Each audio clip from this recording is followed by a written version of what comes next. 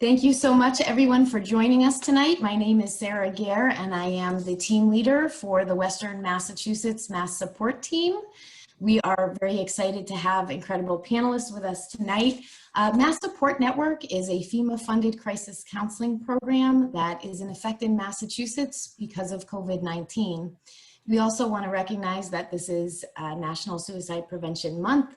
And so for that reason, we are very grateful to have partnered with the Massachusetts Coalition for Suicide Prevention, specifically the Pioneer Valley, who has offered to sponsor our lived experience voices. In the suicide prevention world, we know that it is essential that for every conversation that we have about people with those experiences should be part of those conversations. And so we are grateful for our partnership with the Pioneer Valley Coalition. Jen, the next slide, please.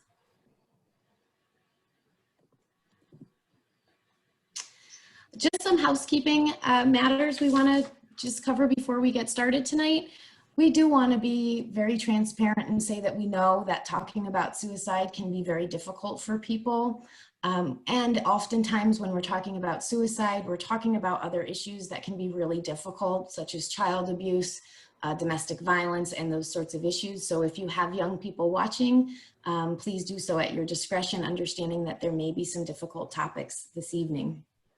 We also want to know that for that reason exactly, we feel that it is very important to ensure whenever we're having difficult conversations that we have support available to all of you. So if you find anything difficult and you want to talk to somebody, we have counselors standing by. You can connect with them by going to the chat function and putting in all panelists, and a counselor will get back to you. The Q&A is public, so please be advised that if you're going to ask questions, which we hope that you will, but that is public to all. So if you don't want it to be seen by everyone, please make sure that you put it in anonymously. We will have a more thorough list of resources at the end of tonight's presentation. And we also want to acknowledge that all speakers express their own opinions, and we cannot wait to hear them and what they have to say. So I would like to introduce to all of you our first panelist. Just so you know, we talk a lot about predictability, safety, and control, and one of those markers for predictability is to explain to you how your evening will go with us tonight. We have 4 panelists who will be joining us. The first one is Dr. Sally Spencer-Thomas. She will be followed by Craig Miller and then Isabelle Garcia. We will wrap up with our panelists with Larry Berkowitz, and then we will have a Q&A. So without any more delay, I would like to introduce to you one of my mentors and very dear friends, Dr. Sally Spencer-Thomas. Dr. Sally Spencer-Thomas is a clinical psychologist, inspirational international speaker, and an impact entrepreneur. She currently serves as the executive secretary for the American Association of Suicidology and is the president of United Survivors International. With that, Sally, I turn it over to you. Well, thank you so much, Sarah. Next slide, please. Albert Einstein failed his freshman entrance exam. What if that huge disappointment led him to think about suicide instead of going on to make his discoveries? Marie Curie, some of you might remember her from your high school chemistry class. She's best known for discovering the element of radium. But what many people don't know about her is that when she was a young person, her mother died, and it threw her into such despondency that she was hospitalized for depression. What if that overwhelming loss had led her to take her life instead of going on to win 2 Nobel Prizes in science? We're learning more and more about Dr. Martin Luther King Jr.'s experiences with suicidal intensity. And what if those led him to take his life instead of being such a big part of the momentum behind the civil rights movement? And even William Shakespeare, right? To be or not to be. Many people don't know what his young adulthood crisis was, but he and his girlfriend found themselves unexpectedly pregnant. And what if that life transition led him to consider suicide instead of going on to write his masterpieces? Now, this campaign was called Don't Erase Your Future. And it was about everyday people, men and women just like you, who sat around a table and said, we must change the conversation we're having about suicide. Many of you have lived experiences with suicide, loss survivors, attempt survivors, thought survivors, and supports. And for those of you who are here as loss survivors, I'm with you. This is my brother, Carson. He was a 34-year-old business leader, father of 2, and he is the reason I do what I do. He happened to fight bipolar disorder for much of his young adulthood life, which proved to be fatal at the age of 34. He is the inspiration that gets me up every day to do this work. Next slide. This is a slide that really helps us understand the context of why we're having this conversation today. When I first started doing this work, suicide was the third or fourth leading cause of death for our youngest people, our teens and our young adults. And over the years, over the last 15 years that I've been working, this has creeped up. So now it's the second leading cause of death for our kids, our teenagers and our young adults and our young parents. So we absolutely need to be mindful of this huge tragedy among our youth. And again, I'm so grateful that you're here. Next slide. I wanted to give you some hope. While everybody's very concerned and there's good reason to be, there's also plenty of reasons to be hopeful. These are two evidence-based youth suicide prevention programs that I just wanted to highlight for you. One is called Sources of Strength. It really helps empower youth leaders to champion their strengths and their relationships and their as a group within their school. And the other is called Directing Change, and it really empowers teens to use their creativity and their technology skills to create a 30-second PSA, a public service announcement, that's messaged in their voice about what matters to them in terms of suicide prevention and mental health promotion. And the reason I love these two programs, and they can come to your schools, so that's why I want to put them up here, is that they really focus on, both of them focus on a couple of things. They position youth as empowered experts and leaders directing this work in their own communities. Because I don't know if all of you remember what it's like to be a teen and how much you wanted to listen to caring adults telling you what to do. It doesn't always go over so well. But empowered and instructed and lifted up students can do amazing work. It also really emphasizes their creativity, and it's a project-based learning. Both of these are. So they learn and even engage in some friendly competition that expands their expertise and their advocacy voice. So if you don't have these at your school, I really would encourage you to look into them. Next slide. Next slide. Next slide. We're also very interested and concerned about certain subpopulations of young people. And this graph really highlights for us the number of concerning things that are happening to our lesbian, gay, bisexual, and transgender youth. As you can see, lots of violence, lots of discrimination, bullying, assault, etc., leading our LGBTQ plus teens to feel excluded and afraid of rejection. Just advance it just a little bit. So really, it's not all about just getting troubled young people to counselors. One of the other really important things we need to do to prevent suicide is address, could you just advance it one more? Click. There we go. Is to address some of the environmental determinants for despair. So in this case, as well as for our young Black students and Hispanic students and Indigenous students, there's a lot of young people experiencing minority stress or unrepresented population stress or discrimination or trauma that's driving their despair. It's not all about depression and anxiety. Sometimes it's the environment that's the problem. Next slide. So one of our other hopeful things is there's been a real strong emphasis on making our schools and our neighborhoods and our communities safer for students who identify as LGBTQ+, and the number of resources coming out there to really focus on doing that environmental work. Next slide. Next slide. Click again. Another thing that you can bring to your school or your community is these documentaries. They are both conversation starters that can get young people talking in community and processing some of the things that they're experiencing. The one on the left is called Suicide: The Ripple Effect. It features someone called Kevin Hines, who's a suicide attempt survivor, who talks about the impact that suicide has on its communities, but more importantly, it talks about the impact of spreading hope. And he talks about growing through and really engaging a global community in the advocacy for suicide prevention after his attempt. The other one, we have one of the stars on our call tonight. Craig Miller was featured in the S Word. And what I love about this video is it really followed for a number of years, a number of people who had been impacted by suicide, both as suicide attempt survivors as well as loss survivors, and chronicled their journeys, their trials and tribulations in recovery. So both of these documentaries really put a positive frame, opening the conversation to the opportunity for resilience and recovery, peer support, and growing through difficult times in our life. Next slide.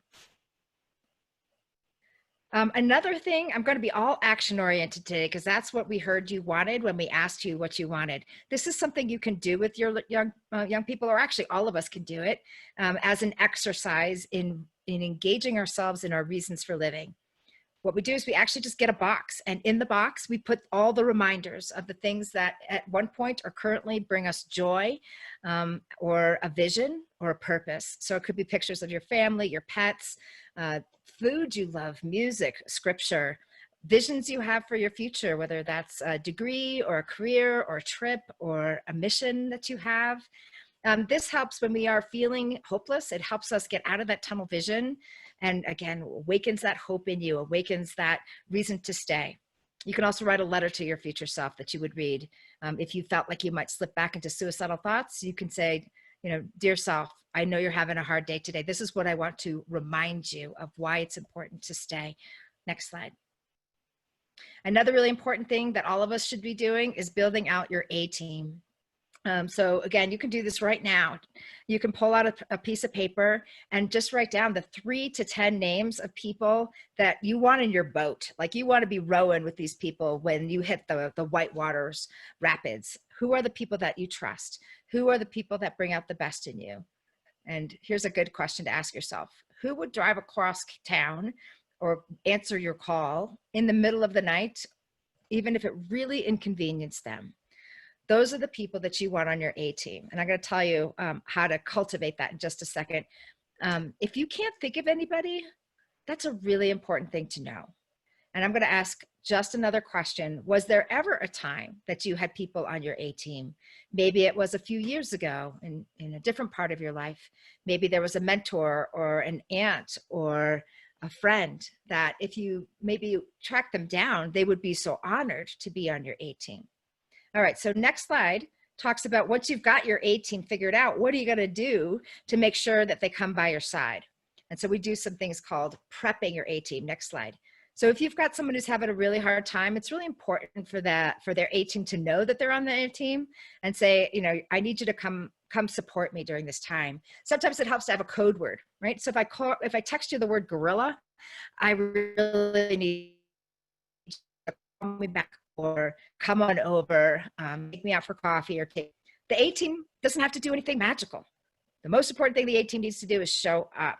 Just show up. You don't have to say anything magical. In fact, just sitting in silence together could be a really powerful thing to do. Learning those listening skills where you can listen deeply with curiosity and wonder, and really ask the other person, tell me what it's like to be you. And just hold that space with them is a really important thing to do. Now, if the person that you're trying to help has got suicide on the menu, it's very important to also know what the crisis resources are. The National Suicide Prevention Lifeline, or the crisis text line, or if you already have a therapist, so that if the person on the A-team gets stuck, they can say, you know what, right now I need help helping you. So how about we call the Lifeline or chat with the crisis text line together? Really frame this as a positive partnership. And then the last thing on this slide that I want to share with you is this thing called non-demand caring contacts. And I actually want you to do it right now. So everybody pull out your phone. I'm going to teach you how to do this. There's actually quite a bit of research behind this very simple thing that we can do for one another that makes us not only just feel good day to day, but can really help people feel like they matter and that they're seen when they're in crisis. All right, so I want you to pull up your phone. I'm going to have you text somebody. So you're going to pick somebody. Maybe there's someone from your A-team. Maybe there's someone you haven't connected with a while that's on your heart, just someone in your life that you're thinking about. A non-demand caring contact is kind of what it sounds like. Non-demand, you don't ask like, hey, how are you? Or did you do the thing? You don't ask any kind of questions where they have to respond to you or answer a question for you. You just send one little sentence, that expresses that you care about them. Hey, you're on my mind, or I was thinking about you today, or just wanted to let you know you're special to me. Or you can reinforce their resilience. You can say something like, I see how strong you are, something like that. Now, everybody send your non-demand caring contact to your person. And first of all, I want you to just notice yourself how you feel about doing that, and then see what you get back. If you get back a message that says, hey, are you okay? That tells me that you don't actually do this very often. And so maybe do it more often, because it feels really good to both parties. But mostly often people come back and they say, you know what, I love you too. Or I care about you as well. Or, oh, shucks. And so it kind of strengthens that connection. Just do it randomly. Do it randomly throughout your ATeam. Next slide. Another important thing to know about is, click one more time, are these mobile safety plans. This is really important. This is free, downloadable from the App Store. Everybody can use it, and you could put your crisis response plan in here. So things you can think about, like, what are my triggers? What are the things that kind of get me upset?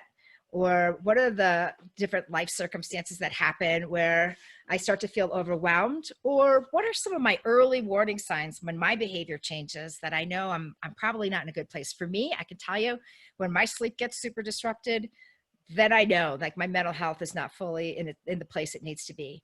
What are your coping strategies? What helps you calm down? What helps you self-soothe? How do you distract yourself? What are the things that get your brain off that broken record of hopelessness or self-harm thoughts? And then there you go. You put it in your ATeam right there in the app. So their faces just pop up to you when you open the app, and you're reminded, like, there's people out there that care about me. And then right there, you hit the green button and you can get connected to the National Suicide Prevention Lifeline. I have a whole bunch of other apps on my website that you can also look at as things that can help you cope. Next slide. And then I just wanted to touch a little bit on children and suicide grief. We know that many, many people are impacted by suicide loss, people as friends, as family members, and it's really hard sometimes to talk to kids about it. My kids were 6, 4, and 3 months old when I learned about my brother's suicide as we were driving to a party. So from the very, very young ages, they were part of this conversation they witnessed me in the moment that I learned about my brother's death in a very acute grief situation. And they just kind of grew up in our house where this was just something that our family was dealing with and trying to cope with. So I know it's very complicated for families. We were really unsure what to do. No one ever told us how to handle this unforeseen tragedy. But I've learned a lot of things since. And one of the things that's really important is that we be honest with kids, that we don't make up lies or really large euphemisms like they're at peace or something like that. You only need to give them kind of what they're asking about, small chunks at their developmental level. So while I didn't hide anything from my children when they were super young, they went on walks with me, they heard me talk, they didn't put it all together until much later. I remember I was like getting ready for work. It's a Monday morning. It's all hectic. 3 kids trying to get packed to their lunches and stuff. I'm in the bathroom doing my hair, and Nicholas comes in with Tanner in tow. They're like 10 and 7. And Nicholas likes, Mama, I know how Uncle Carson died. He died by suicide. We were learning about suicide in school. Van Gogh died by suicide, and Uncle Carson died by suicide. And I said, yeah, that's right. Everybody sit down on the floor. So we did, crisscross applesauce down on the floor, and we talked about it. And they didn't really have any more questions than that, honestly. They just wanted confirmation. And so then I just pivoted to, if you or anyone else you know of is struggling with this, you got to come to me right away, because we got to get them some help. These are some of my favorite resources around children and grief, and suicide grief in particular. The Dougie Center is a great resource. They have this pamphlet that also helps walk through how do we talk to teens about this. The After a Suicide workbook for grieving kids is amazing. It's all kinds of nonverbal ways, like drawings and other types of story prompts that kids can engage with to kind of express their grief a little bit indirectly. And then Sesame Street has a wonderful series of grief support videos that, again, can help prompt conversation, and you can give them that little window where it's okay to be feeling what you're feeling. I also have a blog about that if you want more information. Next slide. And that's what I have. So I'll turn it over to Craig. Thank you so much, Sally. That was fantastic. And for any of you who love social media, Sally Spencer Thomas is a Twitter goddess and is also very active. I think it's at Dr. Sally Speaks on Facebook. So please look her up there. Without delay, I would like to introduce to you one of our next speakers, and also probably one of the strongest voices of experience in the state of Massachusetts. We are very proud that Craig Miller is a native of our state. I'd like to introduce Craig. Craig is an award-winning author. He is a suicide attempt survivor, speaker, and advocate for suicide awareness and prevention. He's a member of the Massachusetts Coalition for Suicide Prevention and the American Association of Suicidology. He is trained in prevention programs, including Safe Talk and Assist. Craig, over to you. Thanks so much. So I'm going to be speaking, as Sarah mentioned, I'm going to be speaking to you from a voice of lived experience. And through that, I'll be sharing my story, but more importantly, I'll be sharing the lessons I've learned along the way and the things that have helped me more than anything. One of the things I think is most important that I've learned that I hold truly sacred is the need for balance. And what's most important to me is balance of the mind and balance of the heart, or to even bring it further, to me, that's trust and belief. To me, trust is something that happens in our minds. Trust is solid, it's tangible. We trust in the things that we can predict the outcome to.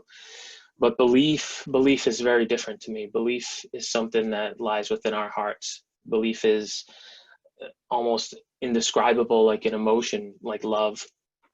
And the first time I recognized in my life where those things were the most imbalanced was when I was 8 years old. And it was in a moment where I was considering suicide.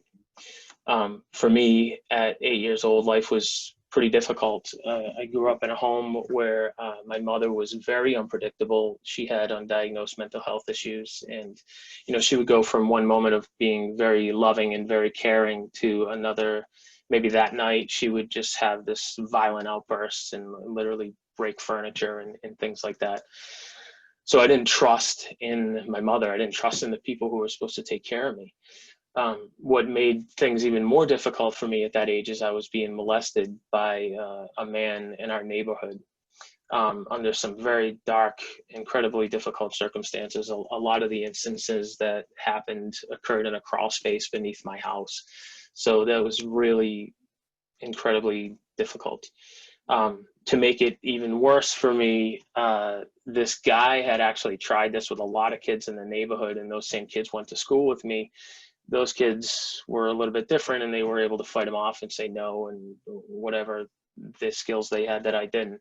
But they used that against me, and I was bullied for being molested. I mean, I was terrorized at times for the abuse that I was going through. I didn't trust in my mother, my parents. I didn't trust in my community, the people in my neighborhood, and I didn't trust in my peers. What made that more difficult was I started finding myself walking to school, and I remember thinking, like, I have to stay straight in the sidewalk. I can't veer left or veer right. I have to stay right in the middle of the sidewalk. And if I go a little bit left or a little bit right, then something bad is going to happen. And I don't know why it's going to happen, but it's going to happen. And I don't understand it. And I know it wasn't right. And I know it didn't make sense. But the first bad thing that would happen that day, the first time someone would say something to me that hurt or pick on me or hit me or anything, it was because I walked wrong to school. And I knew that didn't make sense. And I found myself started to count things, and I just had all these irrational thoughts that weren't making sense. It was at the time, I know now, but it was the onset of obsessive compulsive disorder. And at the time, I didn't know what was happening. I just knew I couldn't trust in my own mind. So you can imagine, like, the reality of the world around me was incredibly difficult. And my thought was, if this is what life is, I don't want anything to do with it. This is my introduction to the world. This is my introduction to what life is going to be forever. And I couldn't trust in anything or anyone around me. One of the questions, and I want to give you as much information as possible that I can in 20 minutes. And one of the questions I get asked most often about that age period was, why didn't I tell anybody? And it sounds obvious, but it goes to trust. And I didn't have anyone that I could trust, and I want to be clear about what that means. That didn't mean that there weren't anyone I could tell a secret to and they would take care of it. What I mean is there was no one I could speak to that I thought they would handle the situation in a way that I thought was best for me. My father, who I didn't live with, was an alcoholic at the time and had an incredible temper, Marine Vietnam veteran. If I had gone to him and told him I was being molested, there would have been a murder. I mean, we would have ended up on the 6 o'clock news. You know, I just wanted it to stop. I didn't want a reaction that didn't fit the way I wanted it to be. So that was most important to me at that time, was I couldn't trust in anything, in any way that I saw it. But what kept me alive, especially, I mean, when I say I considered suicide at 8 years old, I mean, it was me, it was my life. That's how I thought. And suicide is very relevant in my life. But what kept me going was this belief in my heart, this innate belief, and I don't know where it came from.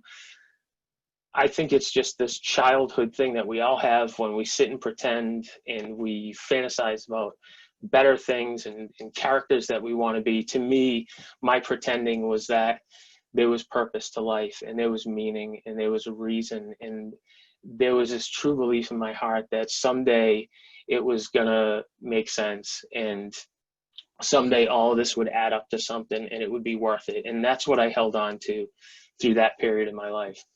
In my teens, we moved away from the city that I grew up in. We moved away from the kids who bullied me and the molester and all the things that went on. And we moved to this small town, and it was an entirely new life for me. I mean, it was literally rags to riches. The boys thought I was cool. The girls thought I was cute. It was totally just unbelievable. And I got my first girlfriend, which was totally foreign to me. And then the issues that I had dealt with growing up, I had never addressed them, and the thoughts of suicide had never gone away, and depression had never gone away, and this obsessive compulsive disorder, these irrational thoughts just continued to snowball and consume my time over and over and over. And then when I was about 15 years old, it finally had come to a head, and I was hospitalized for the first time. I was hospitalized 5 times in my teenage years. The first time I was brought to a hospital in New Hampshire where they specialized in obsessive compulsive disorder. And they determined that the rituals and behaviors associated with my OCD took up 95% of my waking hours. So if you're not familiar with OCD, it is a fear-based mental health issue where you believe that if you don't do whatever you're compelled to do, something horrible is going to happen, and it's your fault, and everything will go wrong, and the sky will fall, and everything will end. And I actually got to a point where I was like, you know what, I don't even care if something happens to me. Let it happen to me. And then the thoughts overrode themselves and said, well, okay, then it won't happen to you. It'll happen to the people around you. During that time, because I had never dealt with these issues, they started to snowball, and I started to change. This girlfriend that I had broke up with me, and I bring this up because I want to make a very strong point. That absolutely devastated me. And one of the things I think is most important is, looking back on it now, I can tell you as a 44-year-old married man with 2 children, that 15-year-old kid who had his heart broken knew what love was. And when his heart broke, it broke no less than it would right now if my wife wanted to divorce me. It was incredibly significant. And I didn't realize that at the time, and I don't think anyone else did around me, who was saying, you know, what's the big deal? You're going to find someone else. Don't worry about it. It wasn't that this girl left me. I can look back at it now and see the clarity of it. It wasn't that she was special. It was nothing about that. What it was this was the first time in my life. I'm a teenager. I'm struggling with depression. I'm trying to make myself believe that everything's going to be okay, when the reality is telling me it's not. And for the first time ever, I let my guard down, and I felt myself be loved, and I allowed myself to love someone else. And that stabbed me in the back. That destroyed me. Life said, you know what? It's not going to get better. It is going to hurt, and you better not let your guard down, because it's going to hurt all along. That's what that experience was to me. And I tell you that so you're aware of the teenage years and how things went for me and how my mindset actually was. The other thing, because there's a lot of things here that I want to talk about. One of the things that was most important to me at that time is the medication. I took medication with discipline. I mean, I took pills for OCD, anxiety, depression. I took pills for the side effects of those pills. And my mindset at the time was that I took medication because I was broken. There was something wrong with me. In fact, that's what I heard. And that's not to say that, I want to be careful how I say this. It's not that everybody was telling me what was wrong with me. What I was hearing was what was wrong with me. So I would go to my therapist, and I would go to the doctors, and I would go to my guidance counselor, and I would hear the diagnosis of all the things that were wrong with me. And even though they might have been telling me coping strategies and things that were to help me improve or help me get better, I was only hearing that I was broken and things were wrong with me. And every time I took those pills, I took them because I was broken. I never thought, and I never really experienced the mindset of saying, you know what, I take medication because I'm getting well, because I'm empowering myself to feel better. I'm taking control of how I am and how I feel, and I'm going to improve myself. I imagine if I had that mindset when I took medication and gave that intent every time before I took them, they might have had a better impact on me, rather than every time I took a pill, I took it with the mindset that there was something wrong with me. Another thing that I think is key in this stage, and in any stage really, is as someone who struggled with suicide my entire life, I can't tell you how many times I've been asked the question, do you want to die? And it's a very important question. We have to ask that question. But I don't recall a single time through those years where I was asked the question, do you want to live? And for someone who lives with suicide the way I do, that's a very, very different question. Saying, no, I don't want to die, it might just mean, you know, I'm 1 inch above the bottom. And because I don't want to die, it was a satisfying answer to me, to the people around me, to my doctors, to everyone, that you don't want to die, you're not in crisis, okay, we're good. When in fact, that was just this far above the bottom. So saying that I don't want to die and feeling like that was okay kind of made me believe that, okay, this spot right above the bottom, this horrible space that I'm in, is okay. And that's what life is. But saying yes, asking the question, you know, do you want to live? And saying, yes, I want to live, to be engaged in life, that's a million miles off the bottom. That's up at the sky. And it's a very different question.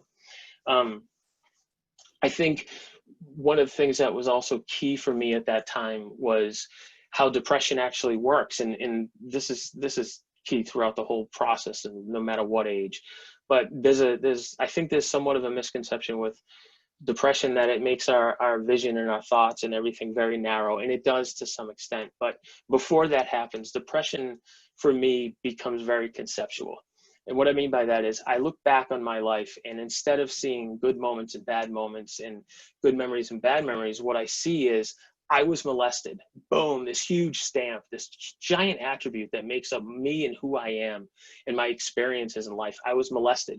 I had a horrible upbringing. I was bullied. I have mental health issues. These huge things, these huge conceptual thoughts that I've assigned to who I am. And then because I'm in such a depressive state and I'm feeling suicidal, I'm looking forward in life, and I'm trying to project what's right for me and what's going to happen in the future. And all I'm doing is just taking this negative stuff, this negative concept that I've had from my past, and just floating it forward. And now it was always bad in the past. It's always going to be bad in the future. And that's where things get very, very narrow. And that's where we become very irrational, you know. And this, I want to tell you real quick, there's a friend of mine that I've gotten really close with through doing this work, who attempted suicide.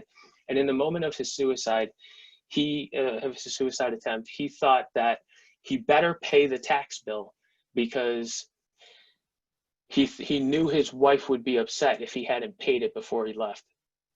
I just want you to understand the irrationality of that. His wife was about to lose him, and he thought she would be upset by not paying because he hadn't paid a bill.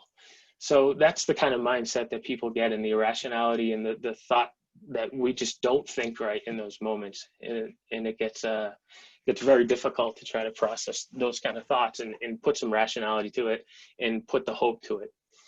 In that process, for me, the belief that I had that had always kept me going, that started to dissolve, and I just couldn't put my heart into living. I couldn't put my heart back into it. And I made a very serious suicide attempt. Following my suicide attempt, I knew that I had to do whatever it takes to live, and whatever it takes to to change my life and live a life that I would really care about and love. And the first thing I did was ask myself, why did I attempt suicide? And that's a question that so many of us have about for people who've attempted and we've lost someone to suicide. And it's a very complex answer. For me to understand it and process it in the way that I need to boil it down into a very, very simple form. And the reason I believe I attempted suicide and why most people I think do is because I wanted something to change and felt incapable of changing it. I wanted something to change and felt totally incapable of changing that.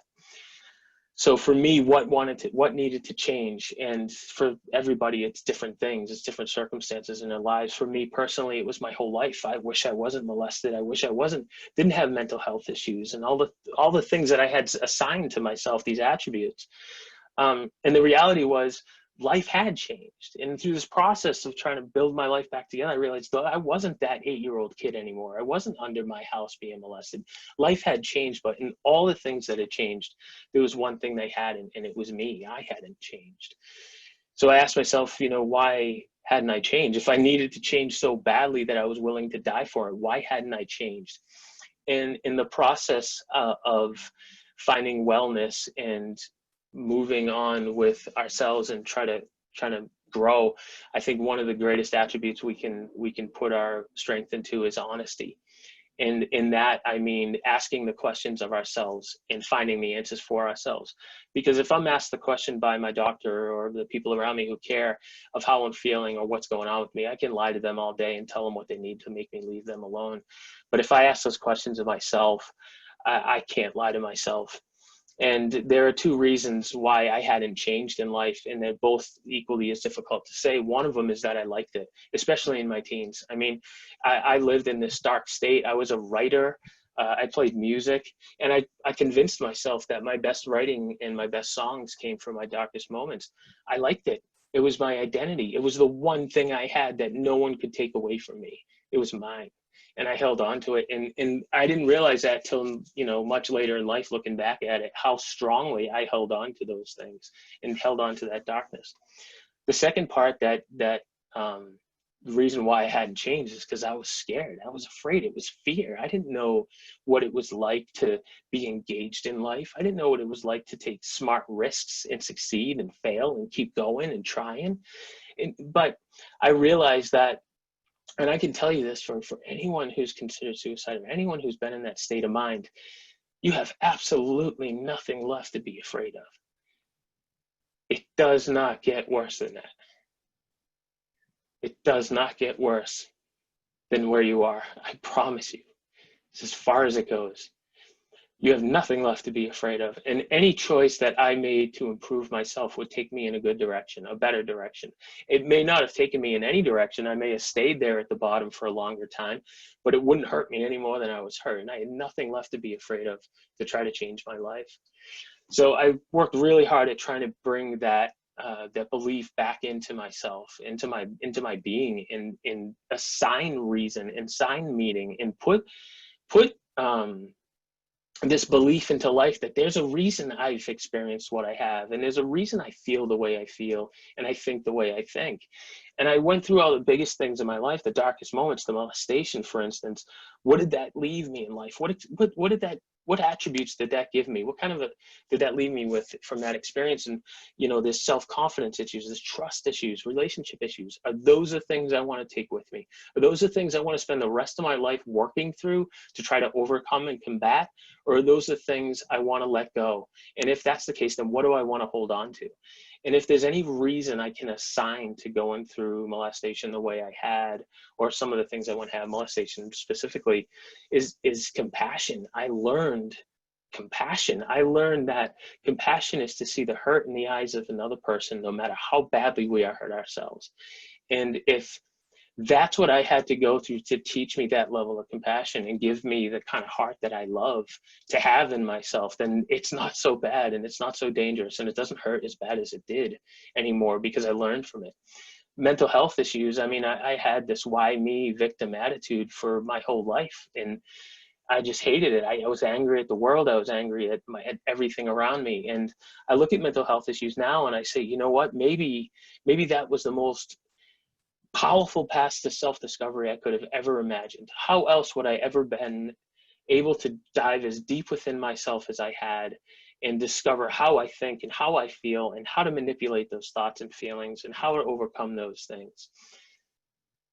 I hold with me today this incredible balance of mind and heart and trust and belief. And when things get very tough, which they do, as you can see,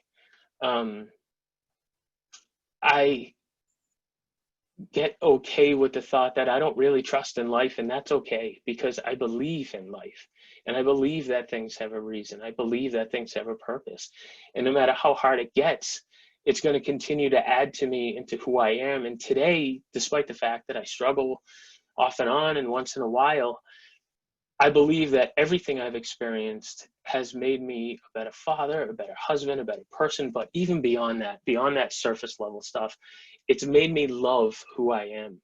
It's made me love my heart, the way I think, the way I feel, the way I can see things, the way I know myself. It's made me love how incredibly strong I am. And I say that with a point that I don't feel strong in my fight.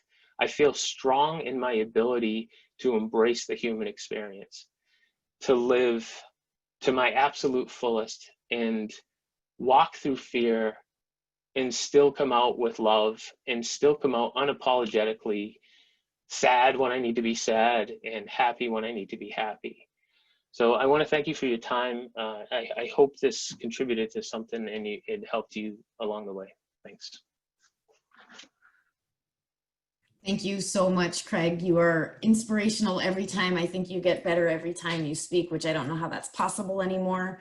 As I said before, Craig is a native of Massachusetts, and we are all so very proud of him in the suicide prevention world. Our next guest is not a native to Massachusetts originally, but she is someone who has chosen to make Massachusetts her home. So I am very excited to introduce to you Isabelle Garcia.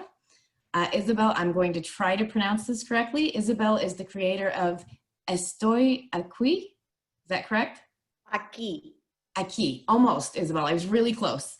2020 Grinspoon Entrepreneurship Initiative awardee that provides community care circles and racial justice-based training as tools to lower the rates of suicide in the Latinx and Black communities. Isabelle has been a huge advocate for the importance of these conversations, because we know that suicide rates have been increasing in both of these populations, especially among both Latin men and Black male children. So without any more delay, I will turn it over to Isabelle Garcia. Hello, everyone. So thank you so much for that introduction. So yeah, I'm Isabelle Garcia, and I am the founder of Estoy Aquí, and this is Mistoria Netslide. So I was born and raised in the Dominican Republic. And to be honest, I am not sure at what age I started to have, depression, anxiety, and suicidal thoughts. But I do remember this. I do remember a feeling of emptiness and numbness. Again, don't know where it started, maybe 5, 6, not sure. But I do remember having the word is empty, very empty heart. And so I chose these pictures intentionally because these pictures, I'm very outgoing and smiling and flirty. And when I look at those pictures, I look back and look at those pictures and I'm like, well, that wasn't how I was feeling inside. So if you see those smiles, those are all acts, okay? Those are me faking that smile. And I know that because I used to hate the photography. I used to hate when my aunts would come to my house to take pictures of me because I knew that I had to fake it. And so here's the thing. My mom later told me, and this is now when I started questioning my mom, about why didn't she do anything. So this was now like, I think in my 20s, okay? I asked her, what happened to me, Mom? Did something happen? Aren't you telling me something? Is it a secret? Just tell me, why was I feeling so empty and numb? Why? So she told me that she swears nothing happened, and that when I was around 8, she noticed that I changed suddenly. So basically, she said that I stopped speaking to neighbors. So, I didn't say hi to neighbors anymore. I used to do that. It seems like I used to be very friendly, apparently. And then I started isolating myself. So, if, friends from the neighborhood will come to my house wanting to hang out, and I will say, I don't want to hang out with them anymore. So now when I think about it, I think, well, maybe I got tired of faking, right? I don't know. But for some reason, around 8 years old, I stopped the whole smiling thing. I stopped the whole hi, how are you thing, and became extremely antisocial or isolated. And here's the thing. While I was a child, so I'm talking now 6th grade, 7th grade, 8th grade, I show a lot of things that my mom and dad either didn't see, or they turn a blind eye to it. So I will cry a lot, okay? I will come from school to home crying. And my parents didn't ask me anything, okay? Nothing. What's going on? Nothing. I will cry, right? I will have panic attacks in social situations. So if I will go to a birthday, I will cry my eyes out, and I wouldn't participate in any games. I was like, no, I'm scared. I was always scared that someone was going to hurt me, specifically my feelings. So I was very, very sensitive. I thought that I was always in danger. And so again, I didn't smile. I stopped. I really didn't. You might think, how is that possible? I didn't. In fact, classmates, I remember this, classmates will tell me, why don't you smile, Isabelle? Like, just smile. You're so weird. I just couldn't. I just didn't feel like smiling. And I had a ton of sleeping and eating issues. And I'm gonna remind you, I'm a child. When this all was happening, I was a child. I either didn't sleep at all, so I would like sleep at 3 a.m. or something like that, or I slept too much. It was either or.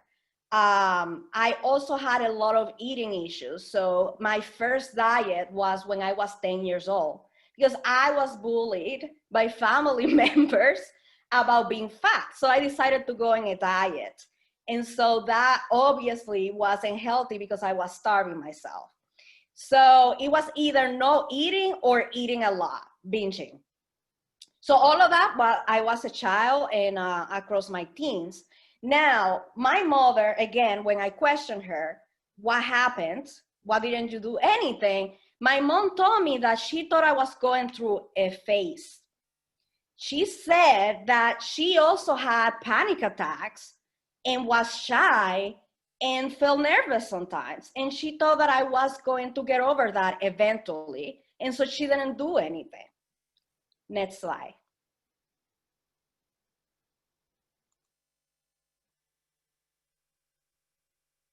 So now let's talk about my immigration story. So like I said, I was born and raised in the Dominican Republic. So at 13 years old, this is when everything broke apart, okay? So yeah, in my childhood, I felt empty, numb. I wanted to die. I really wanted to stop existing. But at 13 years old, something happened. It was the last straw. I was done. okay? I was done with everything, done. So I decided to drop out of high school. So one day I told my mom, I am done.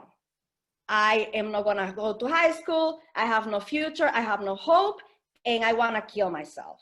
So that was the first time that, and I remember this, the first time I ever told anyone in my life that I wanted to die.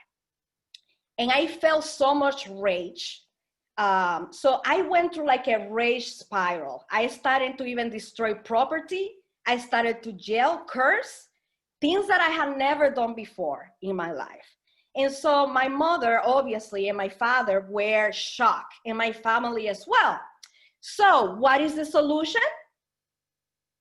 The United States of America. So my mother said, you know what? Let's get a green card. I didn't want to move, but you know what? Let's move. Let's move to Springfield, Massachusetts. The United States is a first world country, and they're going to have the treatment that you need. They're going to have the right medication, and you are going to be cured, and you're going to go back to high school, and you are going to go back to being that great student that you have always been, and everything will be fine. Here's the thing. I actually ran away from my new home after 2 weeks.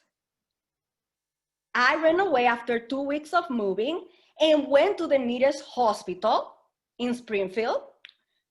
And I told a nurse that I was suicidal and needed help. The response was, don't you have a boyfriend that can take care of you? I still remember those words. Those were the exact words. I remember that interaction perfectly because that was my introduction to the US mental health system. Don't you have a boyfriend that can take care of you? Anyhow, I was hospitalized in that same hospital and then was placed into a residential program. So I was placed in, it was almost like a house. It looked like a house with other teenagers who were going through similar stuff that I was. And I would, be in a room, share a room with some other teenager that I didn't know. And we will go to like group therapy and a bunch of other activities. And we will see therapists and psychiatrists, right? Here's the thing. After I was placed into that residential program, I was placed into 4 more. But the difference in those 4 more is that I was there involuntarily. Next slide.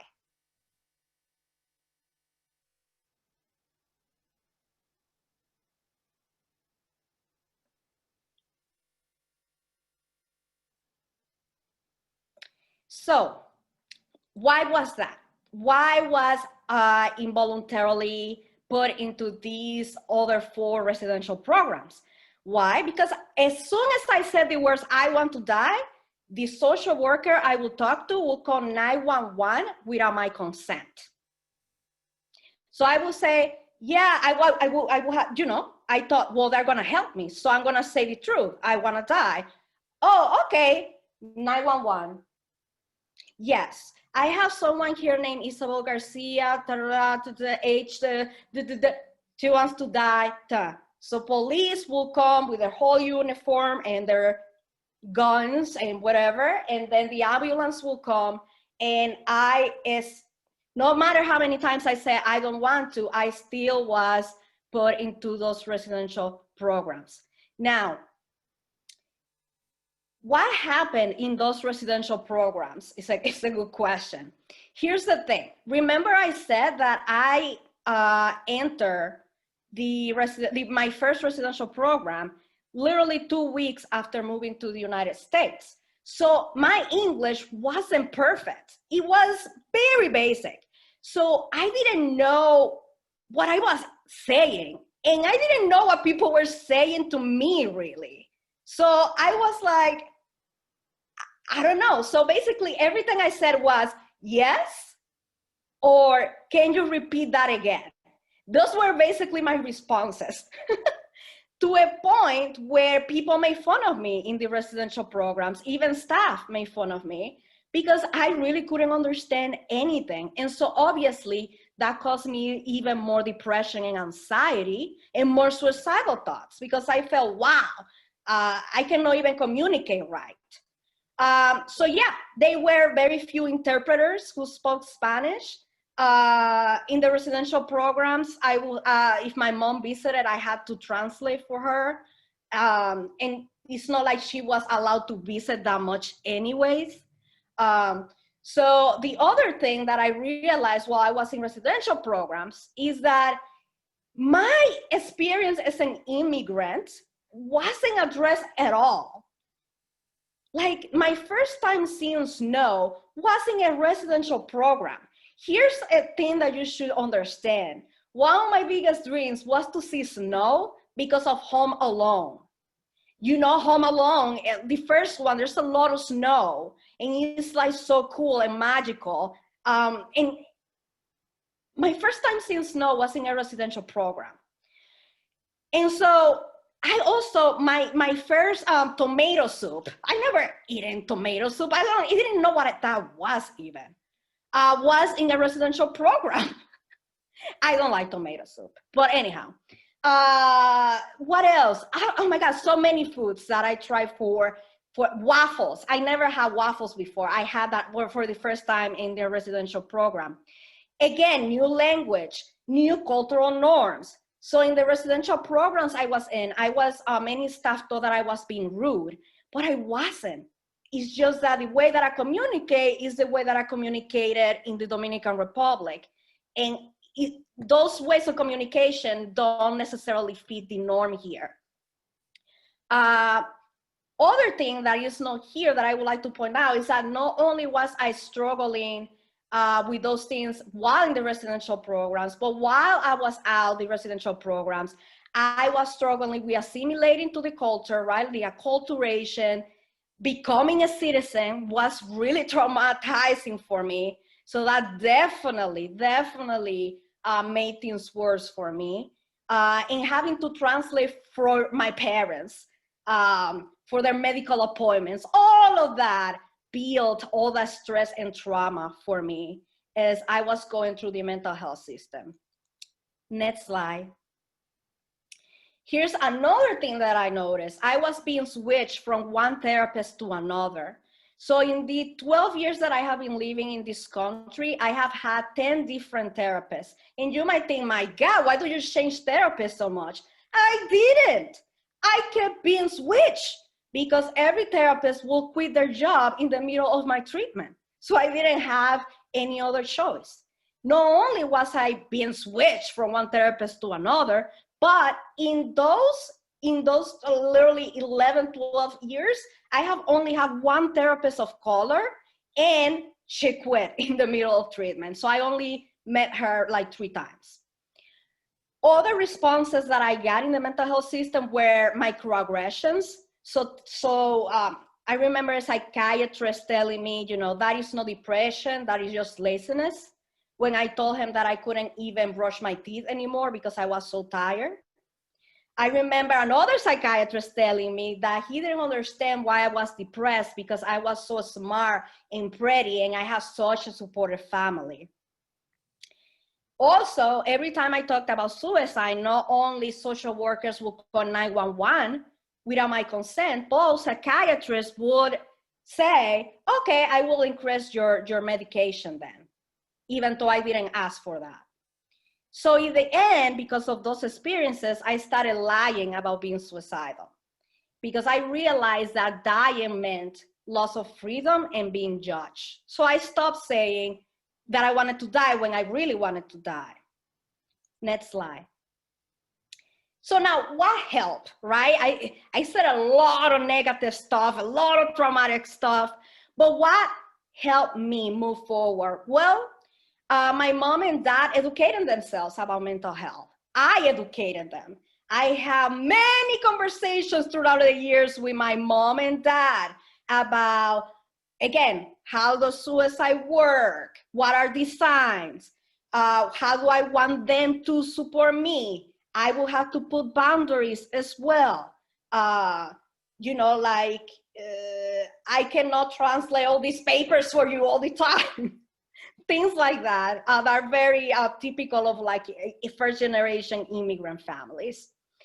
Also, I had a car accident at 17 years old. So after that, near-death experience, I decided to volunteer. I decided to become a mental health advocate. Next slide. So I said, I have friends now. Because when I was a child, a teenager, again, remember, I became really isolated and nobody loved me, and anyhow. But I have friends now. I have my ATeam. I have people that I can reach out to. They check on me. They ask what I need. I say, when I say I feel unsafe, that's my code word, unsafe. When I say I feel unsafe, they know that I just need someone to listen to me, that I don't need someone to just give me advice or anything like that. They know what I need because I have communicated with them what I need when I say that I'm unsafe. Also, I decided to get my GED at 19 years old. Remember I said I dropped out of high school at 14. So I decided to get my GED and go to college. And the only reason, to be honest, why I even have my bachelor's degree is because the professors were empathic. They understood my experience and they gave me assignment extensions, and they would do advising sessions with me. So that helped me tremendously. So I was able to get my bachelor's degree in child psychology, and now I'm getting my master's in public health. And the last thing is that I went back to the Dominican Republic after 10 years, okay? So I spent 10 years without going back to my country because I didn't care about my country anymore. I wanted to be American, but I decided to go back. And I woke up. I realized, oh my gosh, my culture is so beautiful. My community is so beautiful. So I decided to stop assimilating to the American culture and go back to listening to music in Spanish and find Latino, Latinx friends in a specific. I went on a mission. And so those are the things that are saving me because I still struggle with suicidal ideation. I have been close to attempting suicide, but I have always stopped myself on time. And so these things are what have made me want to continue living. So I want to finish with some resources. There are some resources that have helped me right now, like a lot. The first one is the National Latino Behavioral Health Association. They have a ton of resources in Spanish, webinars, infographics, etc. There's also Latinx Therapy, latinxtherapy.com. They have a therapist directory. They have a podcast. They're very active on Facebook as well. For specifically the Black population, there's The Describe by Toy Burton. Again, very informational, a lot of webinars, a lot of panels. And there's also Pure Spark by Naisha Deed, which offers peer support groups. And yeah, that's my story. Thank you.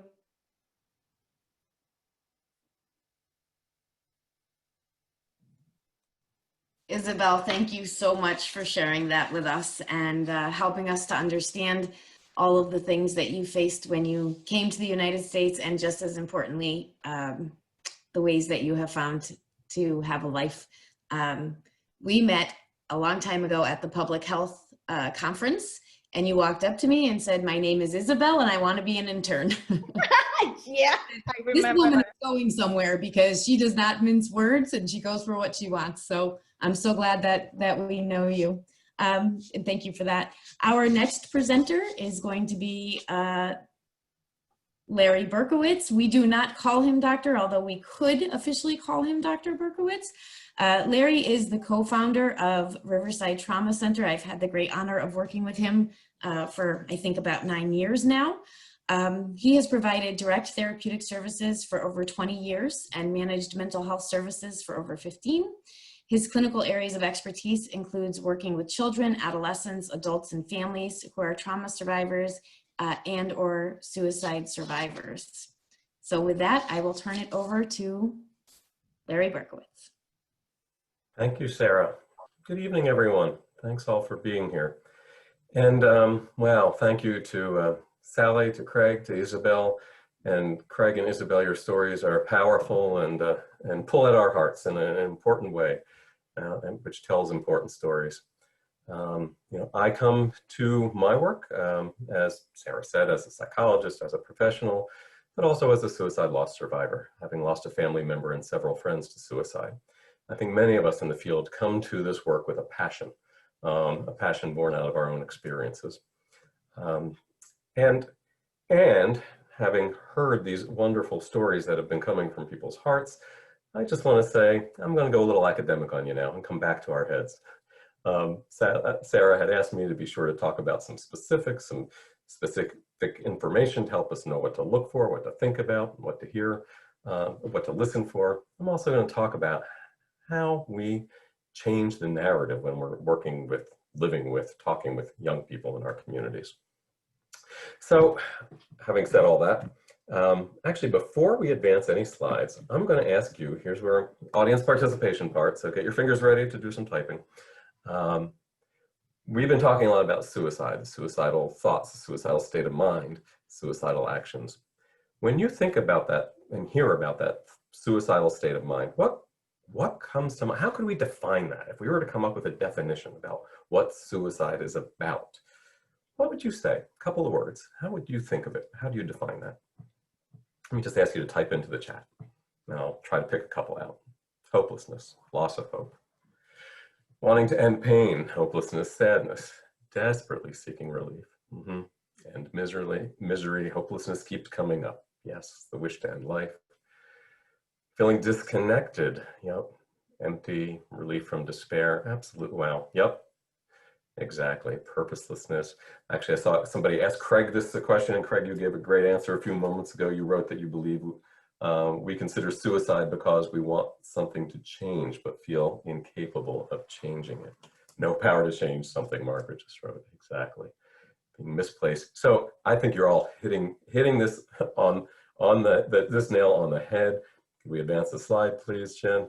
And one definition that we've come to at our place at the Trauma Center that kind of helps us in thinking about it is this, that suicide is the attempt to solve the problem of intense psychological pain and that sense of hopelessness that many of you were just talking about, right?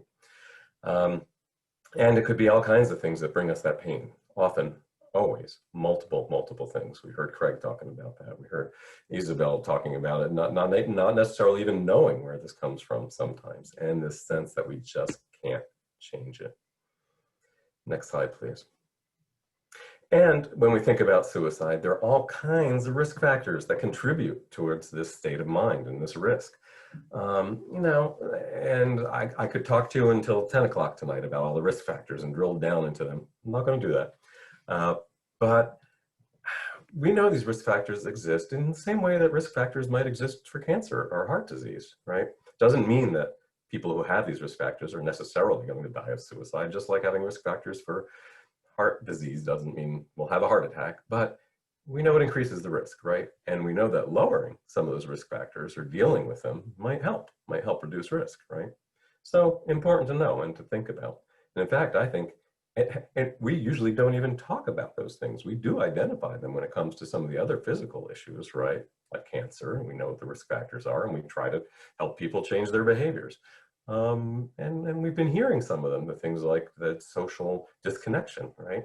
How can we help people look at that and learn that they really need to do their best, and that families and friends and schools have to do their best to help support people's social connections to make, to help decrease risk, to help increase resilience for people. Let's go on to the next slide. Sometimes people ask us, so how does this all come together? How would this all come together to lead to an actual suicidal event, someone making an attempt?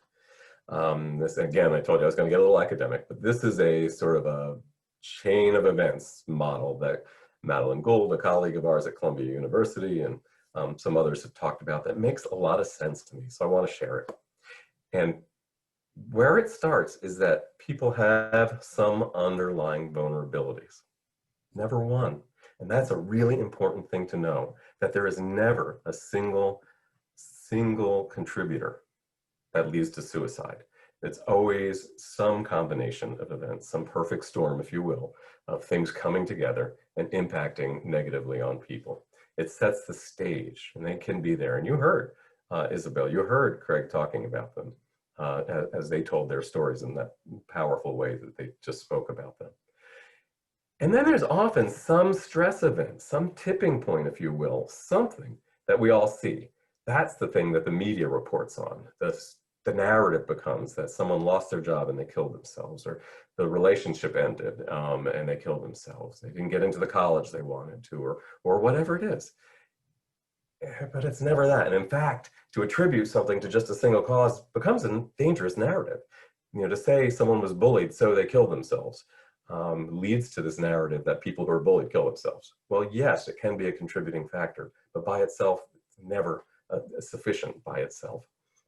And what happens is our thinking and the belief in the field that when that kind of significant event happens, it changes how we're feeling, this dramatic change in how we feel. So we're not just feeling hopeless, we're desperately hopeless. We're not just angry, we're enraged. We're not just embarrassed, we're humiliated. These big emotional changes, right? That could lead someone who's been thinking about suicide to act on those thoughts. Now, the problem is we don't always know who's been thinking about it, right? We'll talk about that more in a few moments. And then, you know, sadly, for some people, they might move towards acting on those thoughts. If there's easy access to a weapon, right? If there's no real taboo in their life against suicide, if they're alone, if maybe they've recently been exposed to a suicide death. But in some cases, it's inhibited, right? There's strong religious taboos or personal taboos. Or like Craig talked about, this strong belief somewhere that there's still reasons for living. So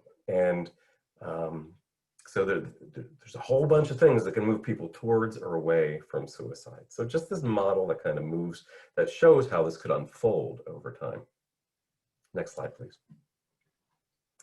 So we know, actually, before I talk about this, I want to say something else, which is, I thank you for those of you who contributed some questions beforehand. And one of them was, so how many young people are actually thinking about suicide? I was going to avoid all the numbers and demographics, but since a couple people asked, I'll take the opportunity to answer a couple of those questions. In Massachusetts, as many of you know, and nationally, there is the Youth Risk Behavior Survey, and where we ask young people lots of questions about health behaviors and drugs and alcohol, all kinds of things.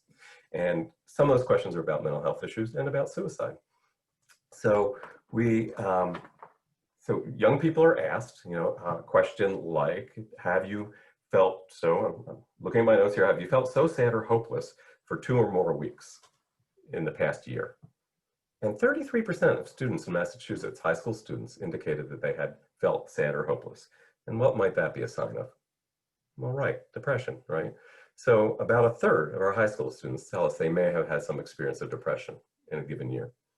And when asked how many seriously considered suicide, in Massachusetts, 17.5%. The national rate was just a percentage above that. So that's a fair amount of young people when you think about the number of students in your high school, in your community's high school. That's a fair number of people. 7.3% of students said that they, in Massachusetts, that they had actually made some type of attempt, whereas about 2.5% said it was some kind of attempt that actually required medical support. So we know this is an issue. A lot of people, a lot of young people are engaging in it. You saw Sally's statistics telling us that it's the second leading cause of death among young people in our country, and true in Massachusetts as well. There have been questions about how this relates to the pandemic that we've been dealing with, and the CDC released some information just recently of surveys that were asked of, this was mostly adults, in the period from April through the end of June. 40% of adults said they were experiencing increasing drugs and alcohol use. They were experiencing increased thoughts of suicide, depression, and anxiety. Probably no surprise, right? I think we have to be careful not to talk about it as an epidemic, but we are seeing those increases and need to be prepared to support people and to deal with it. because some feelings of anxiety or depression are normative in a situation like we're all dealing with right now. And among the younger people, the 18 to, I think it was 24-year-olds, about 25% of them said that they had been thinking about suicide that they attributed, maybe related to the COVID crisis that we're all dealing with. Well, so if the average norms we have are about 17% were thinking about it, it's gone up to 25%. So there is some increased thinking. There was a question too asking, has it been increasing? And yes, over the last 10 to 20 years, I think some of us have seen that in the news, among all ages, there's been up to a 33% increase in suicidal behaviors over the last 20 years. So yep, an increasing problem. I mean, the good news is the numbers are still relatively small, but it's absolutely an increasing problem. Now, often we talk about depression related to suicide, and you heard Isabelle talk about that, right? Now, she's answered about all the questions I'm about to ask you, which is, if we think that suicide is a leading potential cause of suicide, contributor to suicide, we probably want to be able to notice it and be on the lookout for what might be warning signs of suicide, depression. So let me ask you, again, I'll ask you to type this in. When you think about depression, what do you see? What do you notice if someone is experiencing depression? Just brief couple of words. What are you noticing when someone's depressed? Crying. Crying and withdrawn. Lethargy, that loss of pleasure of things, isolating, feeling invisible, exhausted, apathy, isolation. Lethargy keeps coming up, yes. And this withdrawing from life, being quiet and withdrawn. Absolutely. Anhedonia, that's that sort of lacking of feeling, any feelings. Anger, that's an interesting one. Often people who are depressed become irritable and angry.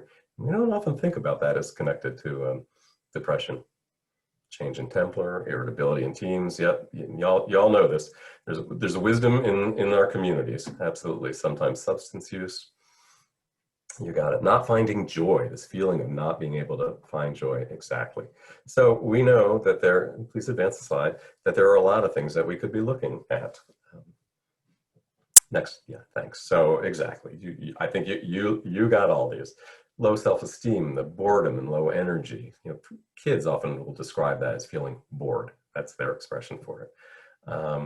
Sometimes it becomes somaticized, right? It becomes physical. Some kids will say they can't, you heard the example of not sleeping well, not eating. I feel sick to my stomach. I get headaches. Sometimes we feel it in our bodies, that sense of hopelessness, social isolation. Next slide, please. Sensitivity to rejection, difficulty. Yeah, there's just a whole long list, right? We all know them. And the point in listing them is just not to say that if someone is depressed, that they're going to die of suicide. That's not the correlations. We know there's some increased risk. So we should know about it. Just like we want to know if there's any other contributing factors, we want to know about them to recognize them and deal with them. Next slide, please. So what might be warning signs actually of someone being actually moving a young person more towards suicide? Because, Craig asked the question, well, why didn't you talk about it? Often young people won't. Adults often won't talk about it, right? But sometimes we get the message in other ways. Sometimes it's there verbally and we don't always hear it. Sometimes we don't acknowledge it. Isabelle gave a great example of saying stuff was going on, but her parents didn't really know how to deal with it, it sounded like at the time, or just thinking it would pass. But sometimes it comes out. Words like, I wish I was never born. I wish I could just go to sleep and not wake up. Sometimes it's a little indirect in that way. You'd be better off without me, kind of language like that. Sometimes we see it, our schools tell us they see it in English class, in journals, in essays, in writing, right? It'll come out. Or in artwork. Artwork gets dark and focused on sort of themes of death, perhaps, and especially if that's a change, right? Significant changes in school performance, although that could mean a lot of things. But we want to find out. We want to dig in a little bit more when we're seeing some of these. There's another, if we can advance more, hearing about the hopelessness, seeing increased anxiety and agitation. Although saying that, I want to acknowledge that we've been hearing for years now from teachers and families that a lot of our younger people are experiencing more anxiety in general, right? And especially around COVID. That withdrawal that you all noted, which could be related to depression, the rage, reckless behavior, And even some, simple things like giving things away. I won't be needing this prom dress, giving away the phone, prized possessions, putting things in order. These all could be the warning signs that somebody is getting closer to an act that they've been thinking about. Next slide, please. So where do we notice this when we're looking, schools often, we do a lot of training at schools, teachers and counselors will ask us, well, how do we see this? How do we spot it? Well, just like I was just saying moments ago, many times it's in the writing. Sometimes it's other students hearing from their friends. And one of the messages when we help support schools around suicide prevention training, one of the messages is this strong message is you can't keep this a secret. If you're hearing this from a friend or a peer, you gotta tell a trusted adult. So that's a message we're driving home a lot with young people. You can't keep it a secret if you see it online, if you see it in your social media. You gotta let somebody else know if you're worried about a friend. We're asking schools, do they have policies and procedures? Do all the staff know how to respond and what to do? And to some of Sally's points earlier, are we focusing and really working on trying to celebrate and promote strength and resilience in our students? Let's go on. What's the message we teach young people? It's the same message we tell adults, which is to act when you're worried about someone. ACT is the acronym we use, right? To acknowledge that you're seeing signs that someone might be depressed or that we're worried about them, or they're giving off some signs that they might be thinking about suicide. We want to just acknowledge we're seeing it and we're hearing it, right? We want to let people know that we care, that they're important to us, and I care about how you're doing. And let them know. We want to figure out how to help. We want to give messages of help and hope. And you'll see the words I have in here a little later, which is not hokey hope, like, oh, there's a silver lining to every gray cloud, but really messages of hope. And we've just heard two pretty strong messages of hope from Isabelle and Craig. And we want to let, and we know for kids, the T usually is about tell a trusted adult. For the adults, when we talk about the T in ACT, it's about talking. It's talking to the person, especially if it's a young person, and letting them know we want to support them and we want to get help for them.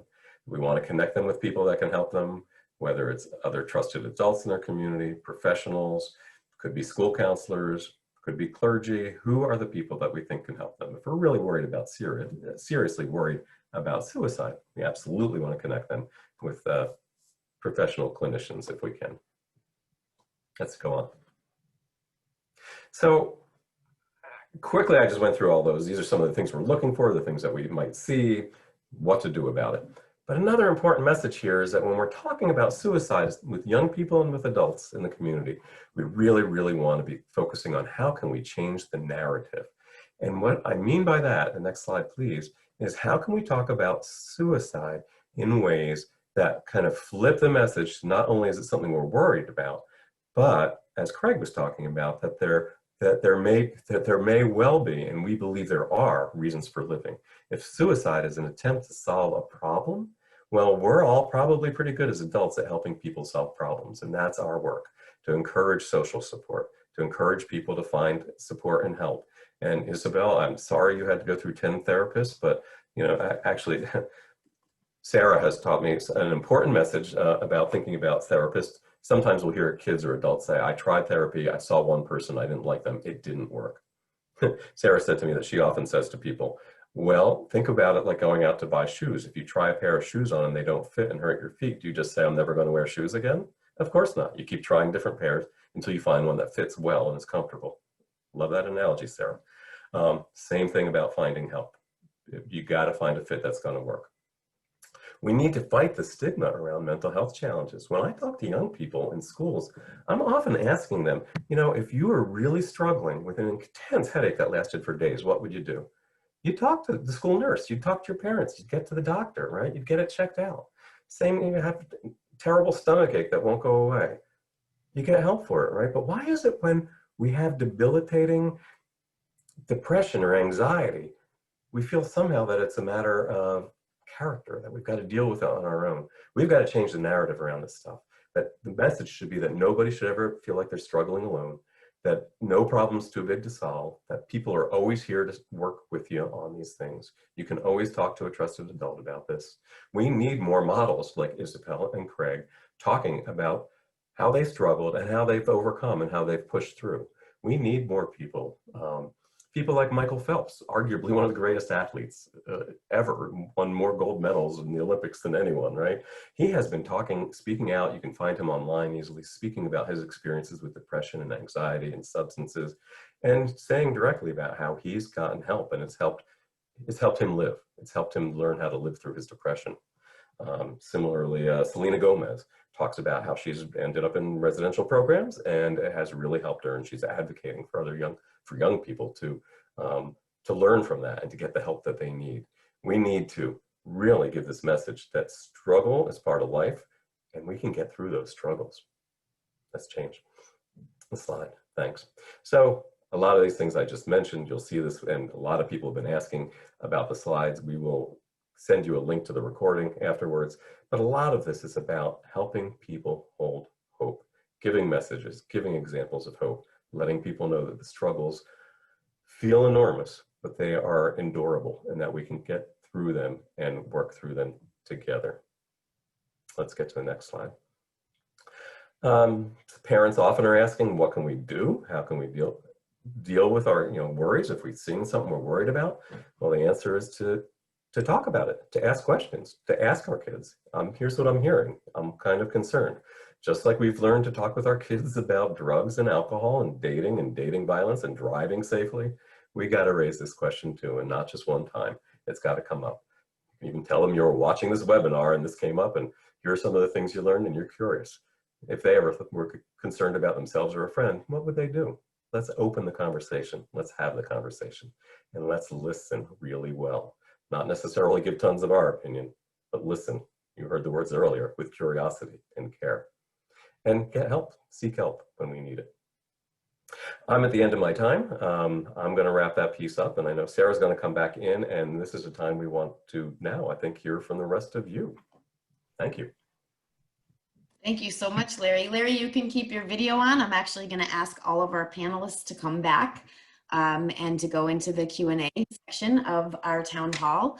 I just want to highlight, Larry put those slides together before he listened to Isabelle and Craig's stories.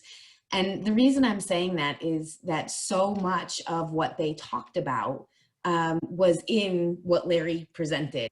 And so, people often act or believe that suicide and how someone can reach this place of suicidal despair is a mystery, and it's something that we just can't understand, but actually that's not the case. And with suicide attempt survivors and people who live with suicidal intensity coming together and working with loss survivors and clinicians, we're making progress every single year, arguably every day, in understanding this better and really understanding how to help people in these moments. So we have some wonderful questions that our audience has asked. One of them, and I will put this out to all of you, is how do you approach someone? What is your advice for approaching someone who you think is thinking about suicide?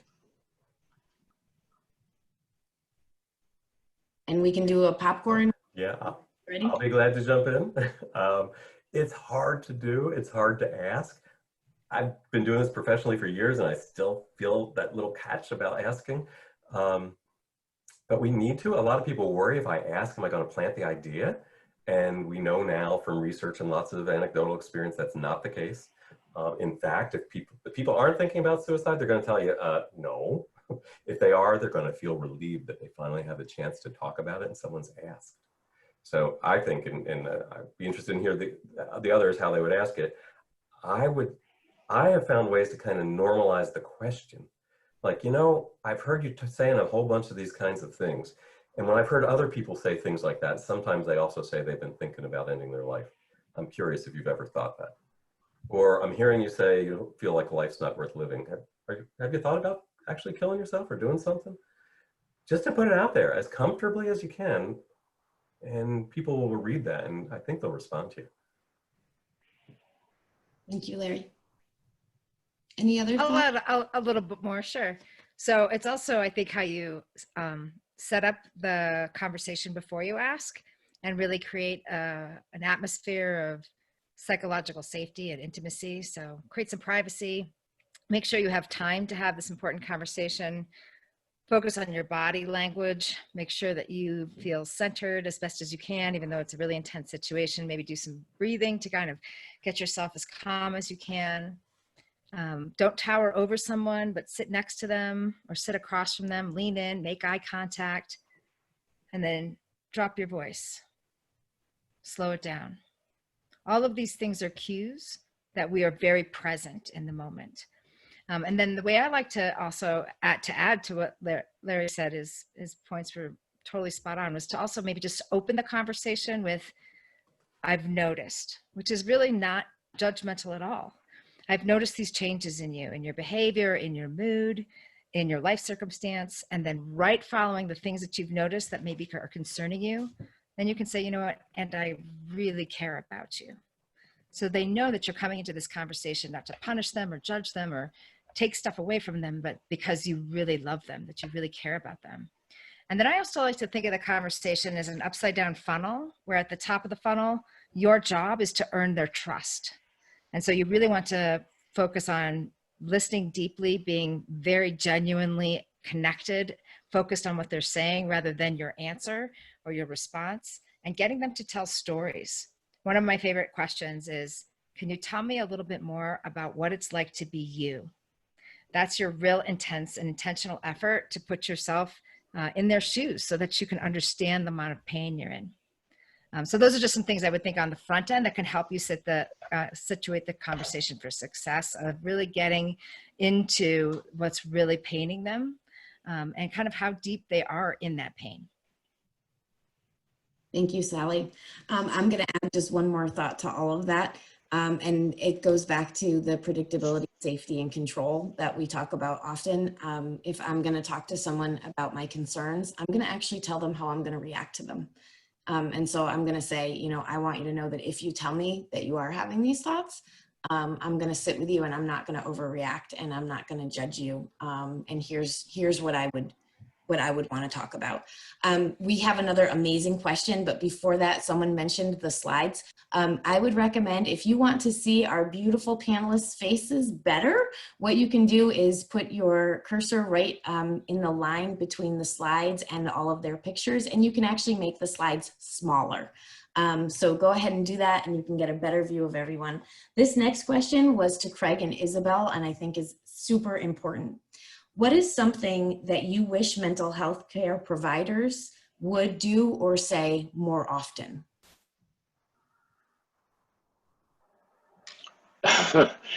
Isabelle, you want to start with that one?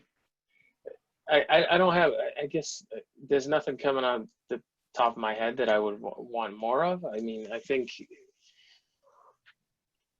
in general, it's sincerity and genuineness, if that's a word. It's not, but the sincerity behind it, I think that's key when it's cold and sterile. And it's, look, I tell a story, I'll be very quick about it, but the most important day of my life, I could make this a 10-minute story, but I'll make it 30 seconds. The most important day of my life when I was 15 years old and I walked into a psychiatrist's office for the first time, and he sat there, and as I told him what was going on, he said, you have OCD, it's obsessive compulsive disorder. It's a chemical imbalance in your brain. We have medication for that.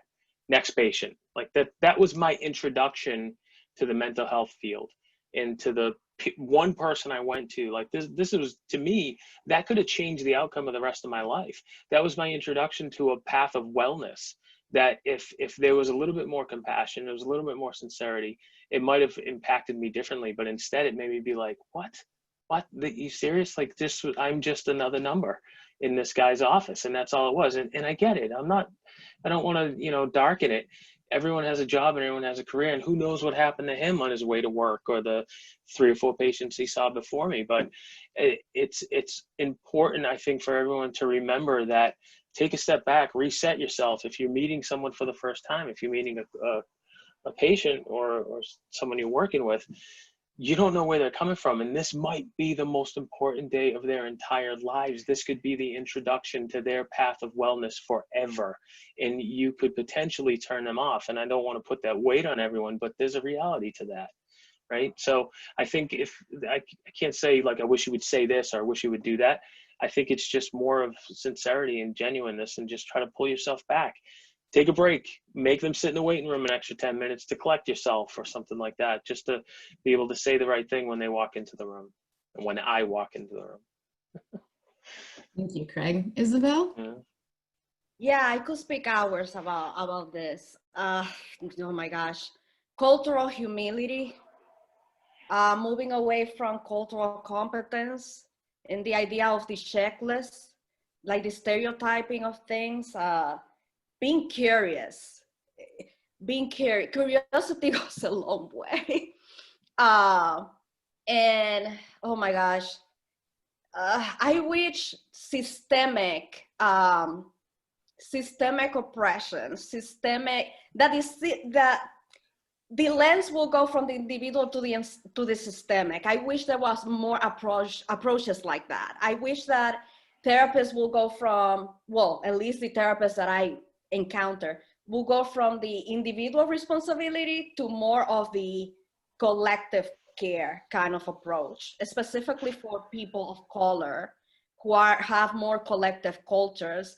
Also in treatment plans and things like that, I believe that practitioners need to understand, especially white practitioners, need to understand that family is extremely important in Latinx and Black communities. And I'm not saying that family is not important for white people, okay? I'm just saying that culturally, we are so collective, and familism, so this loyalty to family, this thing, this source of support is mainly family. So family needs to be a part of the conversation if we want to help Latinx and Black youth.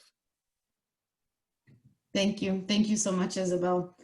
Sarah, I could add a little bit to that too, and kind of, if you don't mind, just something on, I had seen this earlier too, that kind of ties into it. Someone had asked of like what not to say sort of thing, or what to avoid. From my perspective, I think and this is such a fine line, and I know it, but it's a reality that I think needs to be spoken about. I don't want to be made to feel like my pain is causing you pain. If I know that what I can't help is hurting the people around me, that actually backfires and makes me feel a lot worse. And I know that's such a sensitive thing to talk about, but it's true. I want you to tell me you love me and that you're there for me, but I don't want to hear that I'm hurting you too, just by existing, just by me feeling what I'm feeling. And that's a fine line. And I know that because you want to tell people how much you care, and you want to tell them that, you know, you can't sleep because you're worried about them and things like that. But to me, that hurts. There's just something to consider. Thank you. No, I think that's really important, Craig. Thank you. It reminds me of all of the conversation with Thomas Joyner around that sense of burdensomeness, right? That people who, you know, are seriously considering ending their life often believe that they're a burden on others. And in a way, if you're trying to tell someone your painful story and it's causing them pain, it seems to me like it only makes sense that would, you know, inflame the feeling of unburdening other people. So that makes a lot of sense. One of the next questions that was asked that seems really important, this might be a Sally and Larry question, is how do we detect risk with a young person who is off to college?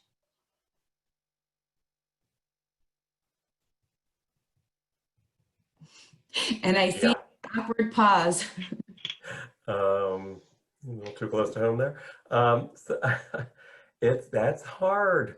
We spend, somebody said, I heard somebody say this before I had children, and it stuck with me for all the years through raising children.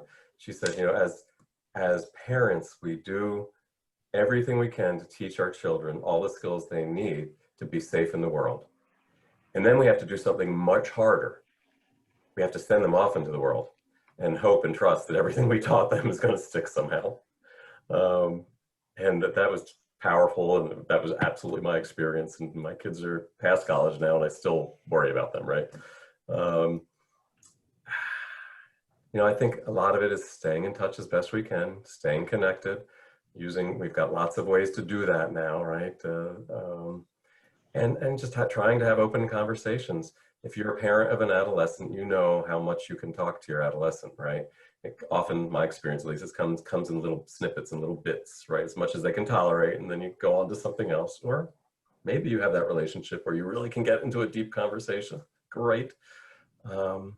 Let's also, to Isabelle's point, use our, our families and our extended connections. Make sure that aunts and uncles and cousins are staying connected with our kids too. It shouldn't just be about mom and dad, right? Let's have this whole web, this network supporting them, and making sure they, hopefully they have friends. And I would say if we're worried about one of our kids, that we also need to be in touch with the folks at the college. That as parents, I've often said to them, like when we've worked with maybe a high school where there's been a suicide death in the senior year, and it's been very disruptive to many of the students, we've said to parents, call the dean of students, call the health center at the school, ask them to let the RA on the floor in the dorm know that they've been through something really rough and they're going to need a little extra support right now, to try to build the supports around them. A few thoughts that come to mind. Thank you, Larry. Sally? I don't have much to add. That was pretty comprehensive. I think it's not entirely different than the other kinds of things that we would notice and how we would intervene. So there's so much transition and adjustment that happens, especially in that first year, and so much exploration within that freedom. So it's normal to see drug and alcohol exploration, interest in academics exploration, sexual exploration, all these kinds of things. It's when it starts to trip over that, like the things that brought them joy, they're not doing anymore, or they're not exploring in the things, in the ways that help them grow, that you can just, again, approach it in the same way. You know what, you just don't seem like yourself lately, and I want to be here for you and support you as you kind of explore and grow into the amazing adult that you are, and just kind of keep bouncing that back, because part of it can be just temporary as they're trying to find their footing, but part of it could be longer term patterns that get them into more trouble. So nothing much to add, but just that the exploration of the transition is so completely normal. It's just when it becomes a long-term pattern of dysfunctional coping that we start to worry. Thank you, Sally. And Isabelle, I forgot, you actually work at a college, so you might have some insights from that perspective as well. Do you have any thoughts to add? I do work in a college, so when I hear the words RA, I was like, what? Yes. So RAs definitely deserve a lot of attention when I believe they're first responders, right? Especially right now. My hat, to them. So yeah, they play definitely a significant role, specifically because they're also marketed as primary contacts for support. So they're encouraged, the students in the residential halls are encouraged to go to the RAs for help. And so it's very important that RAs have tools and training as well in suicide prevention to actually effectively help their peers. So I believe that definitely when it comes to college, there should be training programs specifically for RAs, definitely, yeah. Thank you so much, Isabelle. Well, we have time for one last quick question. And so I think it's always really important to end our night off with a little bit of hope in our hearts, especially during a time that is so hard for so many. So my last question to each and every one of you is, how do you, work in this area and talk and tell these stories about suicide and find hope in this work? So that's my question, is where is the hope that you find in this work? And first, we'll have a long, awkward silence, and then whoever would like to go first can. Craig, you?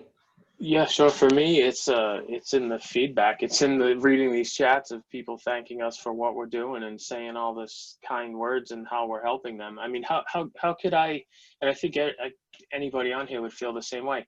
If I have it in my capacity to help someone and just share what I've learned and what I know, how could I ever say no to that? How could I turn that down? How could I not share that with the rest of the world? And if that one little thing that I might even take for granted that helps me get through the day might change someone's entire life, why would I not share that? And imagine if we could all do that. Imagine if we could all openly speak about how we feel and how we think and what gets us through different moments. That, I mean, that's so significant, and we don't do it enough. And having a panel of just a few of us, this should be a conversation in everybody's workplace every day.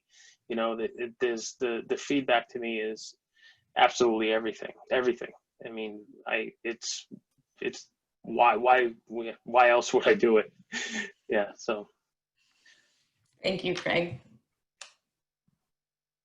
Yeah, for me, it's hearing stories like Craig's and Isabelle's of people coming through these really hard times and finding a pathway that, like, there is hope. Like, there's people who just are right there or even cross that threshold, and they find their footholds and they move forward. And I would also say on the loss survivors, you know, when that community pulls together and finds connection, deep connection in their grief, and are able to help one another through, it's really the people throughout this whole experience. As I always say, like, nobody does this work for the money. Everybody in this work is in it because they have a very deep, heartfelt connection to it. There's no fame or fortune or money here. They're in it because they really care. And for me, that sense of community, we're scrappy, we fight hard, and we empower one another as best we can. That keeps me going, because, like, together we're going to continue to find ways to help each other through it. Thank you, Sally. Larry, Isabelle? Isabelle? I will say imagination gives me hope, and that comes from my social justice hat. Many things happened that we thought would be impossible, amazing things, the civil rights movement, all of these things. You know, at the time, oh, that's impossible. And then, you know, it happened, right? So that gets, looking back at history and the good things, not the bad ones, the good things, give me hope that imagination is worth it. It's worth to have imagination. So yeah, that gives me hope. That keeps me going. Thank you, Isabelle. Yeah, thanks. And yeah, I think all I could add to everything we've been hearing is that I am inspired by hearing people's stories. Exactly, people's stories of hope and how they've gotten through. And just watching, I've talked to loss survivors. I've talked to people who struggle with thoughts of suicide and trying to figure out how to get to the next day, and the courage and the tenacity that it often takes, and the connections, and watching those connections that people talk about, the connection to someone's granddaughter, the connection to their pet, the connection to another person, and how powerful that is. Yeah, it all is, it's inspiring to see. And sure, there are tough days and tough moments and frustrations along the way, but man, hearing the kinds of stories we've been hearing tonight, that gets me out of bed the next day. Thank you so much, Larry. And we are going to wrap up our program with some final thoughts. And there's our Q&A. Next slide, please, Jen. Oh, Jen, can we go to the next slide? There it is. And that brings us back to where we actually started, which is Mass Support and the Pioneer Valley Coalition. A little bit more information about Mass Support will be following in a moment, but I'd like to tell you about the Massachusetts Coalition for Suicide Prevention, of which several of the people on our panel tonight have been very active members of. The Mass Coalition has regional coalitions throughout the state. I happen to be a chair of one. Larry happens to be a co-chair of one. So if you are interested, if your heart was pulled tonight to action, we would really encourage you to look up the Mass Coalition for Suicide Prevention and your local regional coalition and get involved with us. We need more people with inspiration and passion for this work. Next slide, Jen. We also want to let you know about crisis resources. Several of those actually came up as we were going throughout our program, but the National Suicide Prevention Lifeline is available 24 hours a day, 7 days a week. Here in Massachusetts, that actually comes through the Samaritans, so you can also call them directly. We have the crisis text line. As you may well know, young people in particular seem to favor sending texts and chats over phone calls, so especially important to give that resource to them. And for our LGBTQ community, who, as we all know, are disproportionately impacted by suicide and suicide loss, the Trevor Project is there and is staffed with wonderful people working really hard to save those lives as well. Next slide, Jen. I already talked about the Massachusetts Coalition. Want to talk just a moment about Riverside Trauma Center. You may or may not know that Mass Support Network is actually a program of Riverside Trauma Center. I've been very fortunate to be with the Trauma Center for 8 years with Dr. Larry Berkowitz. And in Massachusetts, we do a tremendous amount of both suicide prevention, but also suicide postvention. Oftentimes that's working with schools that have been impacted by the loss of a student, but also workplaces. We also do trauma response of all different types of incidences that could happen. So please know that this is a resource to our communities here in Massachusetts, funded by the Department of Mental Health and the Department of Public Health. For any of you who may have chosen to come to this seminar or town hall tonight because you yourself have been impacted by the death of a loved one, we want you to know about the American Foundation for Suicide Prevention. AFSP is probably best known for their Out of Darkness walks, but they do a tremendous amount of wonderful work in our communities, including offering support groups for survivors throughout the state. So please know about AFSP. Next slide, please, Jen. I do have to tell you a little bit more about Mass Support Network, though, as we were hosting this webinar tonight. Mass Support Network is a FEMA-funded crisis counseling program. We are very fortunate to have the support and to be working with the Department of Mental Health here through a partnership with Riverside Community Care and Riverside Trauma Center. This has allowed us to build an amazing team of people all throughout the state. We have 5 regional teams and 1 team that works with Mass 211. We have counselors who are available in multiple different languages to help support anyone who's being impacted by COVID-19, which, to be clear, is every single one of us. So if you are having a hard time or someone you care about is struggling, please make sure that they know that these services are available to them. We provide one-on-one services as well as group services. We do psychoeducation around coping and resilience, and we help to work with communities to build coalitions in our own backyards. Next slide, please, Jen. I would be remiss if I didn't point out that you can follow us on Twitter. We are at massupport_org. We are also on Facebook. And you can email us at massupport@riversidecc.org. I would like to give a very special thank you to our team who helped to orchestrate this. I hope that it looked like it went very, very easily, but I assure you there was a tremendous amount of effort in putting all of this together. A special thanks goes out to Jen Matoney, Anastina Wardlaw, and Greg Perel, who spent a tremendous amount of time from the marketing and the tech support, and also to all of our panelists who tolerated all of our hounding them for different things and asking them to be here. With that said, please go and enjoy the rest of your evening and hopefully weekend, and thank you so much for taking part in our town hall tonight. Cue good music I didn't cue. Thank you all. Good night. Thank you.